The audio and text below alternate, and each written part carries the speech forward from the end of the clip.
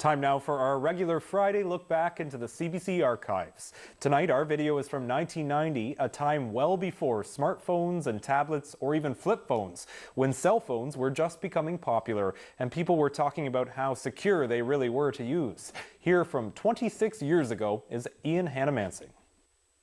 Business is growing for the cellular phone companies in British Columbia, but so are questions about the security of these phones. Questions prompted by the Bud Smith scandal. In July, the opposition NDP released tapes they had received of car phone conversations involving Attorney General Bud Smith. The contents of the tape led to the resignation of Smith and a hot political controversy. All of that has many cellular phone users worried about how secure their conversations are. It really kind of worries me if the neighbors listening too. And I think that it's made us far more aware when using the cellular phone that there is possibility of other people listening. In fact, Smith didn't have a cellular phone, but a radio phone, a sort of advanced two-way radio which is fairly easy to listen in on with a simple scanner. By contrast, cellular phones are much more sophisticated. The companies say there are so many channels, it's difficult for someone to use a scanner to find and listen to a specific conversation. But companies warn cellular phone users should take care. Well, the concern they should have is that if they're into a highly confidential conversation, it would be my advice, and in fact it's the advice in the Cantel Handbook, that they should use caution and discretion. All of this has led to the question of legality. Whether it's a radio phone, a cellular, or even a cordless phone at home, is listening in on these conversations with a scanner against the law?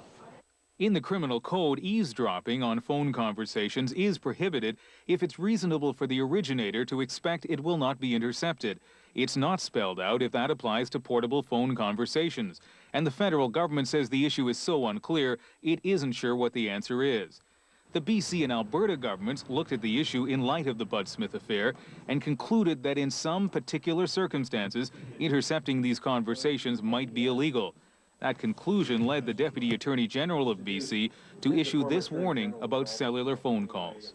In the future, the interception and/or disclosure of such conversations may result in criminal prosecution. But a senior member of the Attorney General's staff admitted the legality is not very clear. The law in this area, as Mr. Hughes has pointed out, is at its frontier stage. And it's very difficult to predict what a court might say about two cellular phones, one person speaking to another. Some legal experts say what's needed is a new law, one that's written with the current technology in mind.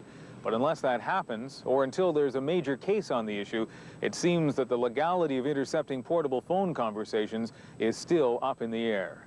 Ian Hannamansing, CBC News, Vancouver.